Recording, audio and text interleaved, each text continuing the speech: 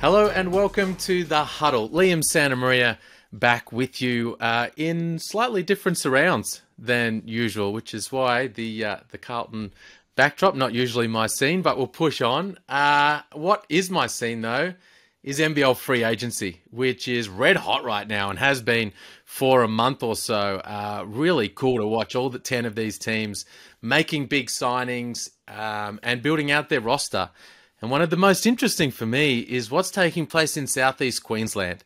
Wholesale changes for the Bullets during the offseason in the front office, a brand new head coach, and a new build and efforts to implant a new culture into that organisation. Fresh off the Mitch Norton news, a couple of days to go, we're going to speak to Justin Schueller today on the podcast, the new head coach, the former championship-winning assistant coach of Melbourne United, and the new man in charge in Brisbane. So sit back, relax. Up next, Justin Schueller.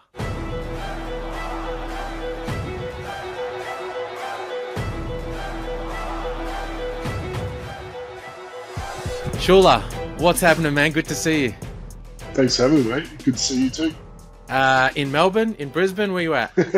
Melbourne today. That's why the hoodie's on. It's two totally different climates that we're dealing with at the minute. Still back and forth until my wife's business wraps up. But yeah, looking forward to getting up full time. When will that be? When are you going to be on deck for good? Yeah, from June. So that's kind of our timeline right now. And but yeah, it's been good to get up and back and get into workouts and start building those relationships of the guys we've got in Queensland. We've got a few scattered all over the place right now. Still some in the States, some in New Zealand, some down in Hobart. We're kind of everywhere, but no, it's been good to get on the ground and get to work. NBA playoffs on in the background there. Sorry to drag you away midway through the game. You enjoy watching, for instance, one of your former guys, Jock Landale, Jack White's squad out there at the moment. You enjoy watching those fellas you've worked with involved in the cut and thrust of the NBA playoffs? Yeah, absolutely. Like it's you've had a time and a moment in their time and whatnot, but just seeing what they're doing, Jock in particular, like he's just showing just what sort of class player he is, and I think it won't be too long until we see Whitey. Unfortunate Delhi's injured, but good to see all those guys in the playoffs at the minute. Hey, last time we chatted, we were both in Brisbane a week or so ago at the Under-18 Nationals, looking at the next generation of talent coming through the system. I enjoyed it. Bunch of guys. There are a lot of really cool talent on display from right around the country.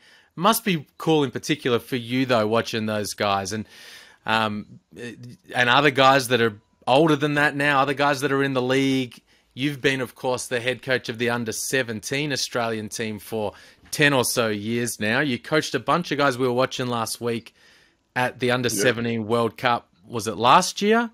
Yeah. So how did you enjoy and watching those guys, continuing to kind of scout those guys now as an NBL head coach, and who did you enjoy watching in Brisbane last week?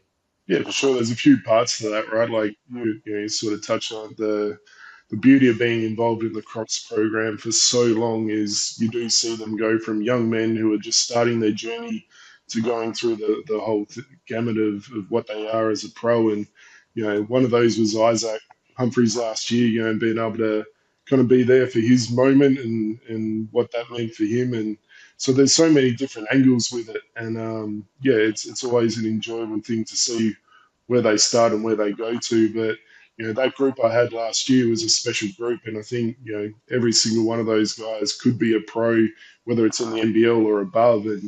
And seeing Rocco in particular, his progression from he had an outstanding Worlds, but to see where he is to date is he's progressed so much in such a short time. Roman as well was on that group. He had some games there which were quite special. So, I'm talking about the Queensland guys because hopefully, that's what our program will be about. But, Luke Fennell in Vic Metro, Ned Renfrey, who was a kid that I knew as a real little guy when I was still doing the big country stuff.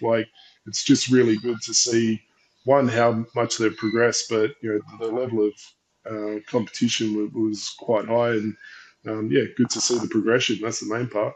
Yeah, for sure. Big futures for all of those guys in different ways, as you say. Roman Salepa in particular. Before we go on to Mitch Norton, the big NBL names that are involved in your group, you and I have talked a lot about him over recent times, and the report came out recently about you guys having him involved with the organisation moving forward. Obviously, a really talented young man, 6'5", can jump out of the gym, and as you say, can do some really special things. He's going to be involved with you guys as a training player. Yeah, like I mean, it's unique having a year 11 student that school's still got to be the priority. He's still not 100% sure which direction he wants to go, whether it is pro or keep the college path open. So we'll just be a vessel to support him in a training capacity. And, obviously, if he chose to go down the professional path, we'd want him to be with our program in a more formal capacity. But right now, it's just good to be able to support him in his part at the moment of his journey. And hopefully, yeah, down the track we'll see him in the NBL. And he is a special guy. He's got a competitive edge about him that separates him from others for sure. And he'll make our practice environment better, and hopefully we can help him be a better player because of it. Do you video record every session? Is that the plan? Can we see some of the clips? Like, if you put one on the Yeah, big banger, like I'm we sure. all need to see that. I'm sure there'll be some opportunity on that for sure. If he'll be the first one to be asking for it, no doubt. So no, we'll make sure we can. For sure. Hey, I mentioned in the intro, we're coming in fresh off the Mitch Norton news. Obviously, a championship winning point guard in this league. You guys have signed him. He was with Perth the last few years, was still under contract, a mutual release from the Wildcats, and there were a bunch of teams that were in the mix, wanted Mitch Norton as part of their roster for next season. And you got him. Congratulations. Tell us a little bit about Appreciate the it. process and what you feel like you've got in Nordo. Yeah, it's funny because in evaluating what we had, some things I identified was we just needed more defensive edge as an entire roster. And I think, the way we've built this through free agency, there's definitely that flavour throughout it. My experiences at United really made me understand that if you're not good at that end of the floor, you can't be in a position to win in this league. So that's where we started. And funnily enough, on the first day, it's like we need a Mitch Norton type in that spot. And obviously, he wasn't available then. So you're going through the data and you're trying to figure things out, and then all of a sudden he's available. And so he was definitely one that we wanted to chase. And so I was sitting there talking with Vandy, and I'm like, Vandy, just see what's going on. And Mm. obviously they're teammates and from yes year, and so we just started the conversation, and it really became pretty clear pretty quickly that he was exactly what we needed, and we were exactly what was going to be good for him. So it worked out hand in glove pretty quickly, and yeah, excited to have him join us. I think he brings the leadership component, championship experience.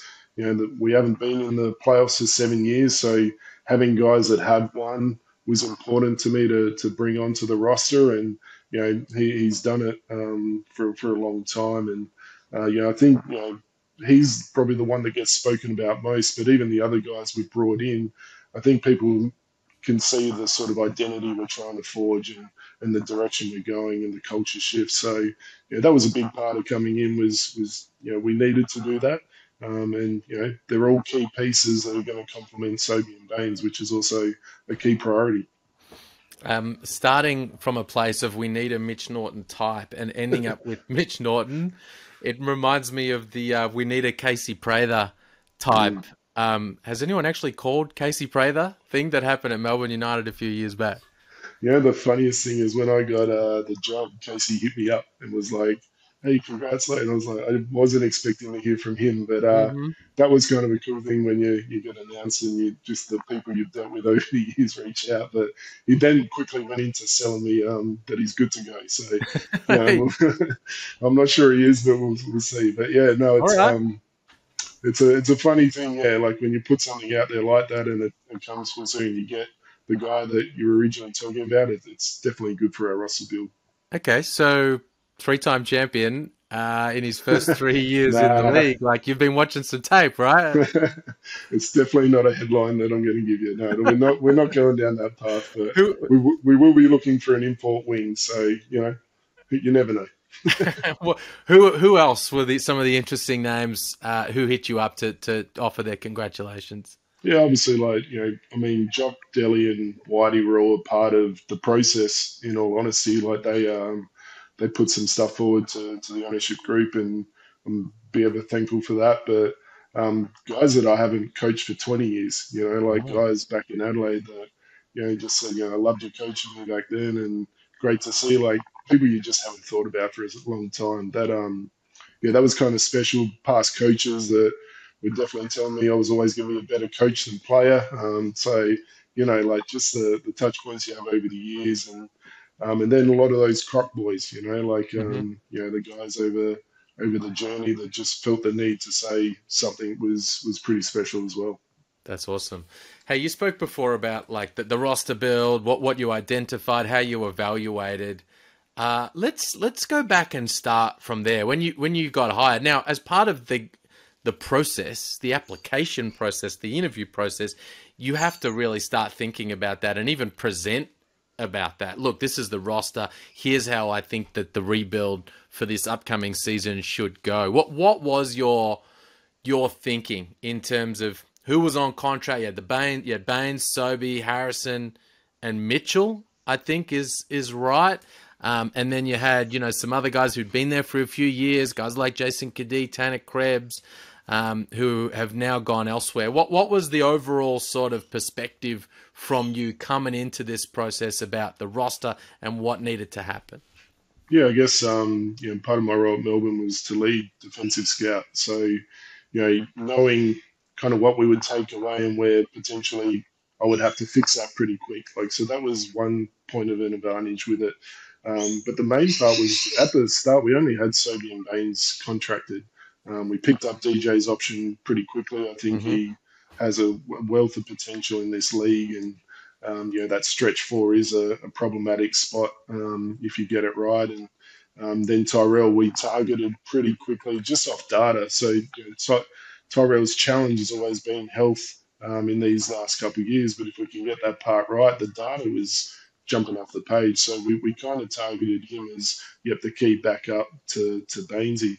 But the thing that was really identified straight away was we needed a point guard. And, that'll be an import point guard for us now, but to have Nordo back that spot up or have the potential to start at times in that space as well is going to be an advantage for us. So that was where we started, knowing key positions, and then it was all right. Well, now we've got to change identity.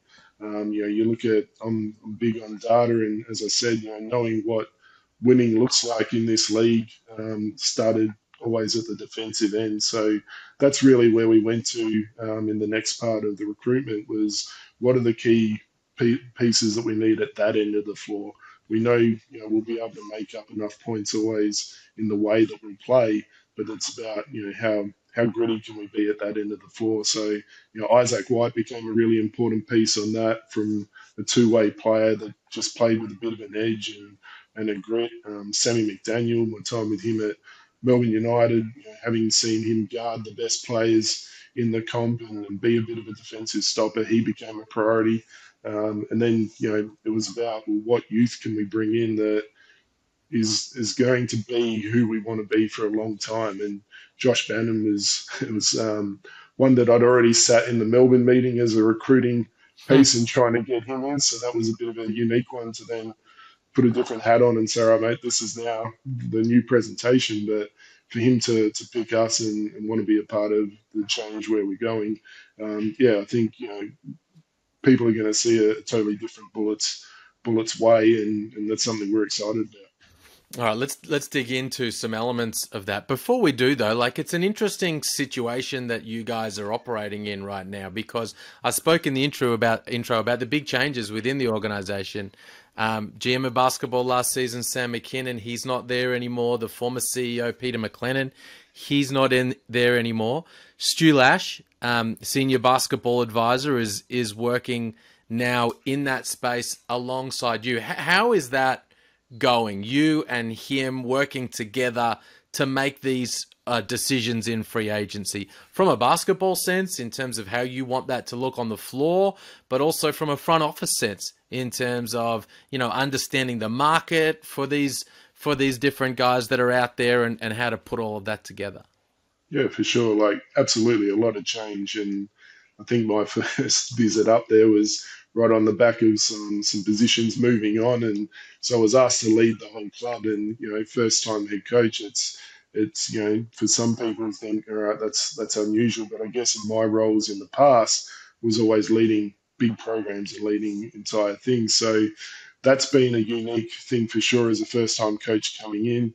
But the best part is Stu Lash. Like, I've said to a few people, feels like I've been working with him for 2 years. Like Hmm. there's a good synergy in how we evaluate the game, how we see individual personnel. He's based in the States, which, is could be seen as a challenge, but we're on the phone every morning. We've got our touch points throughout the day, and it's really worked hand in glove. And for me, being able to come in and just make the basketball decisions alongside with one other person has really made this free agency period quite streamlined. And I Hmm. think that is going to put us in position of success moving forward. And like there were challenges, right? Like everyone knows it was well documented. But what we feel we've done is be able to just get everyone onto the same page, change culture both on the floor and off the floor within a short period of time. And the every time I go back to Brisbane, the vibe is just such a positive vibe now, and it's everyone's on the same page, heading in the same direction. And it was my first chat to the office staff was bullets designed to only move forward, and that's kind of our catch cry with it is like we're solution focused, what's going to impact winning and how do we move forward on a day to day. And everyone has bought into that, and it's been a good positive process to date. And I think over time, the connections that we have through our ownership and what Stu Lash's history has is only going to help us continue to move forward. Well, part of moving forward always in these types of situations is, of course, parting ways with players that were previously with the team. Now, I mentioned a few of those names before, Jason Kitty and Tanner Krebs.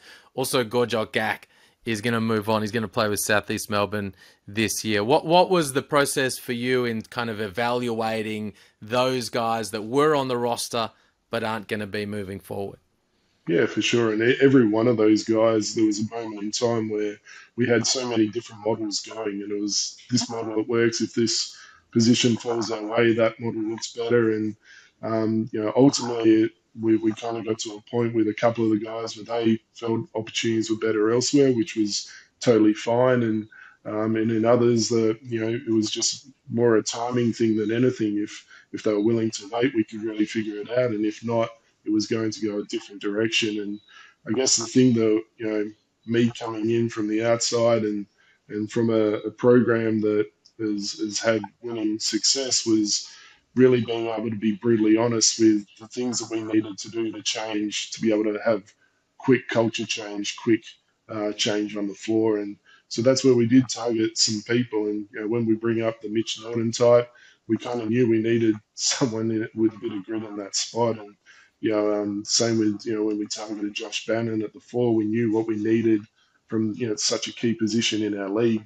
We needed someone that could be able to get play a certain way for us. So it was more about as we went through the process, what was going to be best fit and how we wanted to move ahead. And really happy with how the roster build's gone so far. Are you enjoying like being able to make that ultimate decision? It is, yeah, I won't lie. It is always a little bit more fun when it's on you. Like you're either making the right decision or you're not. And but the one thing I will say, and I'm in this position because the way Dean operated with me for 7 years was always to have input and say and have an actual buy into where we were going. So it is, yeah, the buck just stops with me now. So once we get into games, it'll be we either did it right or we did it wrong, and the decision making on the day to day. But yeah, it's been nice to lead again for sure. Is there input from Bainesy and from Sobes in this process? Olgun Ulick was mentioning the other day on the marketplace with Jack Everin. He was reporting that Bainesy was involved in the Mitch Norton recruitment, placing some calls, trying to convince him to come and become a Bullet. How much of conversation are you having with those guys along the way? Yeah, for sure. Like everything I do is about inclusive. So, we want our staff, our players, everyone to feel like they're having a buy-in to where we're going. So, the one with Baines, he was, asked him, are you good to give an auto a call and just talk through what has been and what you're seeing now? Because it's easy for me to sit there and say, well, this is where we're going. But for someone that's lived it, it's pretty important for guys to hear that part. And so that was a key piece. Bainesy was great with Josh Bannon as well. Dialogue with Sobes to say this is how I see us playing. Like, what do you think? It is important to get everyone on the same page with what direction we're going. So those conversations are pretty ongoing. As I said, we're kind of spread out right now with guys playing all over the place, but we are having good, consistent touch points, which is, with a new group, being able to bring that together has definitely been a key. I'm excited to see Sobes at the two this year. No doubt he'll have some periods of time where he's handling it and he's a grab it off the board and push it up kind of guy. But, I've been saying for a number of years now with Brisbane, it would be great to see him unleashed in that kind of role. Now, a couple of seasons ago, he was top 3 in MVP voting, playing a lot of minutes at PG that year when the Bullets had Vic Law, and if he hadn't have gone down, who knows what they might have been able to do in the playoffs. Heck, this is a triple-double guy as a point guard in this league. But I just think back to when he broke out in this league, when he was All-NBL second team, most improved, when you played against him in the grand final series Yeah. in 2018, and Shannon Shorter's running the one, and Sobes is just sprinting that lane, and he's getting kick aheads, his head's on the rim, alley-oop plays for Sobes off the ball. Like, I'm excited to see what that looks like this You season. reading our playbook, mate, or what's going on? No, but it's funny. The advantage of leading defensive scout is also knowing what the biggest problems were, and Soap's coming downhill was just Mm. what do you do? And Baines is one of those as well. The unique players and there's absolute advantages we can put them in to have great success. And yeah, you're saying everything that we feel as well, that letting Sobes play on the open floor is going to be the biggest problem that we can create. So, yeah, putting guys in positions of success is absolutely vital in the way we want to go about it. But we also wanted a roster that has depth so that we can play the way we want to as well. Fast pace, get after teams in the full court. And, we feel like we're taking steps in the right direction there. And deep catches for the big bagger, right? Like duck-ins galore this year. For sure. I think Vandy did a great job at the back end of last year to get him playing the way that we envisage. And obviously, Vandy and I have worked quite a bit with the Crocs program. And the, the biggest problem you can create is next to the cup. So Yeah. now we'll try and do some things that make him be as successful as he can. For sure. Hey, what else do you need? You've still got some work to do to finish off the roster. You've got a great core group now. Olgun was talking about this the other day in terms of, on the Nordo and Whitey and Sam McDaniel, whether that's DJ Mitchell or who else am I missing there at the 4 spot? Josh Bannon. Josh Bannon. You've got Tyrell Harrison there now, ready to go at the 5. Bainesy, Sobes, those other spots. What else do you want to do with the rest of this roster?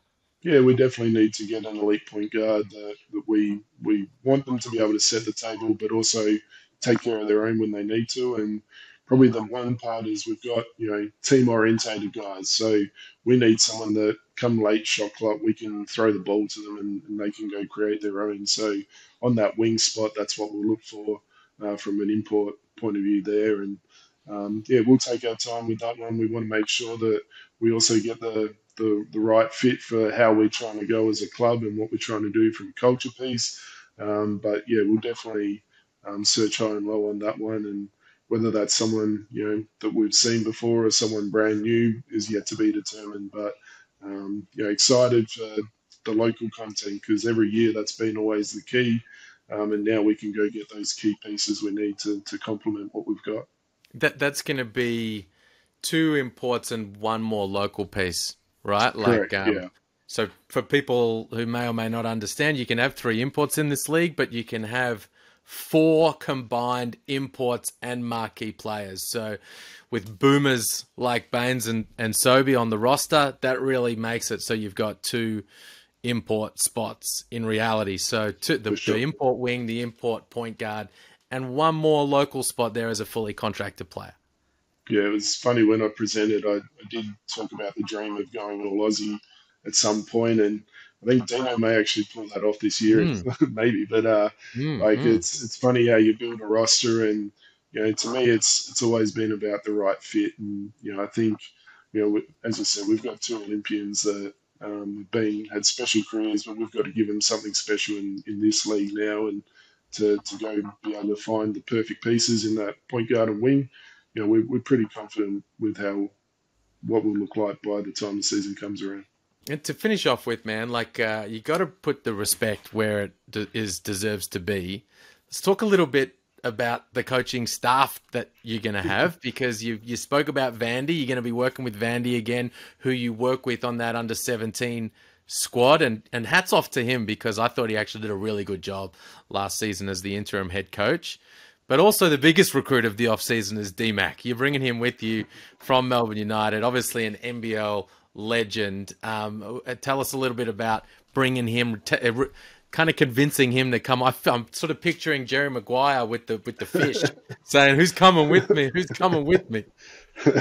Not quite, but no, it was funny. Like as Mac knew, Mac and I have always had a great history. And the funniest story that I'll give you on that is I was in the powerhouse back in the day when Mac hit the shot. Like I was a 36 LA boy, Oh, 36ers fan. Mac hits that shot, and I remember me and my mates just saying, "We hate that guy. Like we never like." And then suddenly I'm working with him at Melbourne United. And I tell him that story always, one to make him feel old, but it's funny how things go full circle. But um, yeah, like so when the opportunity, like things started looking like it may go my way, he kind of just said, like I'm available. Like if I'd love to work with you, and I thought he was kind of having pulling my leg a little bit initially. But what was funny was I'd spoke in the presentation about like we need a player development focus in our program, and someone like Mac's going to be a key piece. So it keeps coming up, right? Like this, we need that guy, and we've been able to go get those guys. But yeah, to be honest, it wasn't too hard to chat. Like, sort of presented to Mac the way I wanted to do things. He's obviously worked with me at Melbourne for a few years, so knew what I was about, and we always, probably saw the game very similar. And so yeah, before I knew it, he was like, "Yep, let's go," and it's been great. It's something great for me as far as having a player of that ilk on our bench. That Max just got a great feel for people and for the game, and mm.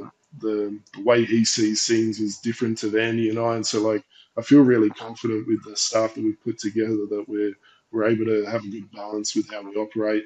My mentor for a long time has been Ian Stacker, so he's going to be on board as well as an official mentor with our program. And so we're my long-time analyst, Josh Cheney's coming on as our advanced scout. So I feel like we've built everything from a performance piece that we need on a coaching staff. And yeah, to have DMAC there is definitely one that's going to be special. And yeah, to get him out of Melbourne, I think that's the most Mm. amazing part. Yeah, first time coaching out of Melbourne. I still have. It gives me chills thinking about it. On the practice court, sometimes you'd get by Mac, and it was the scariest moment where when you didn't know where he was, where you couldn't Yeah, yeah, see him. It's almost like a horror movie, like a thriller. Like if you couldn't see where Mac was, he was about to take the ball off you. And yeah, I still think about that, and I love the idea. I just quietly we started talking about the young guys. I love the idea about DMAT working with Roman Salepa on the regular in this for next little sure. while. Yeah, for sure, and that's a big part of it. Is like Max, known as a great workout guy. He's, Mm. and Dice and Josh still come back to him and get their workouts in the off season, and it's what we want our program to be. And one of the things we keep talking about is we want to be a move through program. We don't want you to just come to us and then that's it. Like we want to pass you on to a higher level, or you go and be a boomer, or you go play overseas internationally in Europe, or make it to the NBA. And having a guy like Mac, where development's his thing, was really important. We needed that guy, and no one better to get than him. And the impact he'll have on Sobes in how he can play. And even Nordo, one of the big things with Nordo, which really sold me on him, was I just want to keep getting better. And it's like, well, I know that DMAC being there was attractive to him, and that's the key to how we'll be. Is it's not going to be just one person having influence on our success. It's going to be every part of the program, and excited to work with both those guys. Awesome, man. Well, good luck with it. Great to pick your brain about the process and what you're putting together. I won't hold you any longer. I know you've got that Casey Prather Zoom in about 10 or 15 minutes, so I'll let you get prepared for that, and we'll circle back and speak again soon. No, thanks for having me, mate. Appreciate it. Cheers, man. Bye.